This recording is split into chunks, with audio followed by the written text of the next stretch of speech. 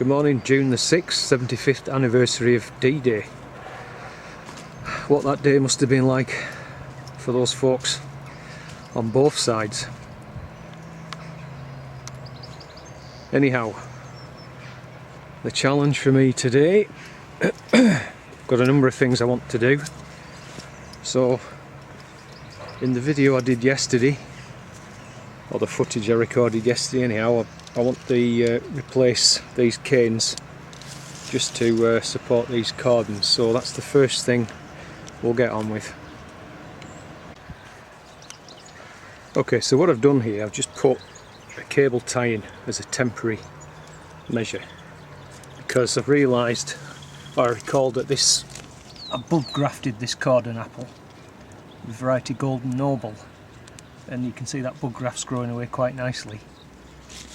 So it's just a temporary thing because it's not carrying, there's only one lot of fruit up there, so there's not going to be a lot of force pulling it this way.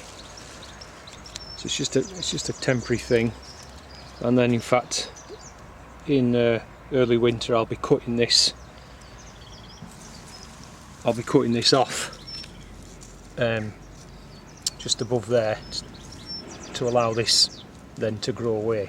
So this will replace this, if that makes sense. So with the other one, I use the cane off that one to come up here to support, because you can see that there's a lot more fruit on this one. So that's going to have, as these fruits develop, the weight's going to be wanting to pull this down this way, yeah? So hopefully that cane will just provide some extra support for the weight of fruit. Okay, right, so next job is to harvest the spinach that I started to pick yesterday. So yesterday afternoon I picked that side because it is going to flower now. So I'll just harvest the rest of these. Anything that obviously isn't going to flower will stay in, but I want to turn the compost heap today as well. So I'll harvest it and then they can come out and go onto the compost. Right, well that's those harvested. There's just these two plants here haven't gone to seed yet. They probably will, but anyway I'll leave those in. So we've got a nice big bag of spinach there. So what I'll do, I'll pull those out and then I'll dump them in here and chop them up a bit with the shears, and then they can go onto the compost heap. Well, I made an executive decision and took the whole lot out, including the two plants that hadn't gone to seed. And interesting to see the difference between that little row there, or half a row, and if you look at the difference in size between this one and these and those. So that bunch, that lot there, and that one there, pretty much the same. This one which was nearest the spinach is definitely more stunted, the word perhaps.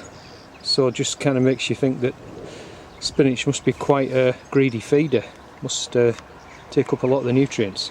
Anyway, I've got some multi-sown stir-on onions that will occupy that gap, and I've chopped it up, so let's go take a look at the compost heap.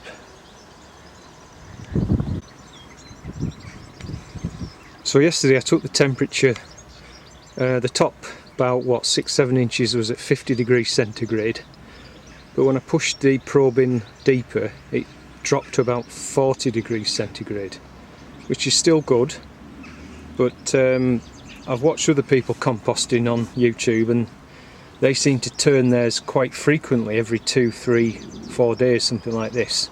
So, because this model here is based on Charles Dowding, and for what I've seen of him, he only turns his twice a year. So I'm going to try something a little bit different and turn it more frequently and just see if that kind of speeds it up a bit. So what I'll do is I'll take this partition out here, and then it'll be turned over into here, and then I'm going to turn it perhaps every 3 days or 4 days, keep an eye on the temperature, back again and then back again and back again, and we'll see how that goes. don't know if you can make that out, there's quite a lot of steam coming out of there now, which is great. I'm really pleased about that. So you see, I'm just turning that, top side becomes the bottom and the bottom will become the top. So yeah, anyway, get on with it.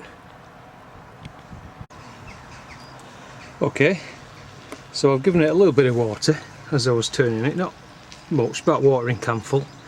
So I'll cover that back up with a carpet, and in a couple of days maybe I'll take temperature and see if it's heating back up again. Okay, so the next thing on the list is to replace this scaffolding board here. I don't know if you can see that, it's going rotten, and I've got a spare one over there, so we'll get on with that. Rightio, that's the old one removed, and it was very rotten.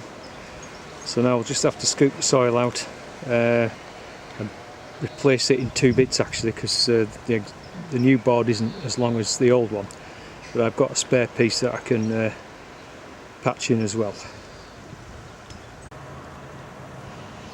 Okay, so that's part of it in. So there's just this little bit, about 2 foot, to replace. I've got a board up at home that'll do.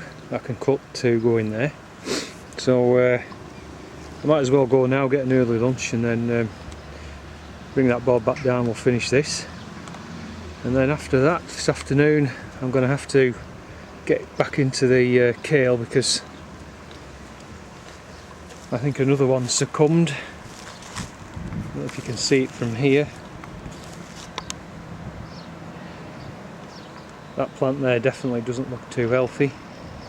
So I think we'll get in and have a root around amongst them, see what's what, and maybe see if we can get some collars on these, because they look okay. So that's for later on. Alright, see you later.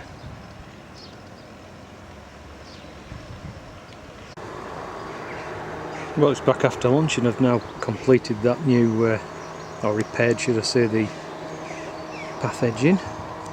So let's now turn our attention to this kale bed and see what's going on in there. Yep, as I suspected, the old enemy, the root fly again. You can see there's no root system on there. I think there's, is that a maggot? It could be just part of the plant trying to push out a new root system, but anyway. So once again I'll have to dig around, see if I can get the bulk of the maggots out, and then I'll put collars around the remaining. I think there's 5 plants left. They seem to be okay. Time will tell. I'll get on and do that. Well, I've knocked up some hastily constructed cardboard collars. Don't know if they'll work, but gonna have to try something. So there's 1, 2, 3, 4, yeah, 5 plants left in here now. Anyway, fingers crossed, hopefully that'll deter them. On to the next job. Well, I popped in the greenhouse just before I'm going to plant out the multi-sown onions in the space left by the spinach that I pulled out earlier. And the Mizuna, I noticed, has come through since yesterday. I filmed this yesterday, I think, and there was nothing showing. It's come through in the last 24 hours. Awesome.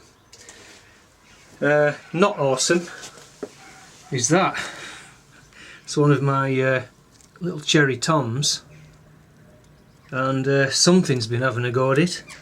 I don't know if I can zoom in here, but the stem has been chewed away almost completely. So whether that's slugs or wood lice or what's done that, I've no idea. The other one seems okay, so I might see if I can put a piece of drain pipe or something around that, just as a preventative measure. But oh, I don't know, I'm having some problems with pests this year.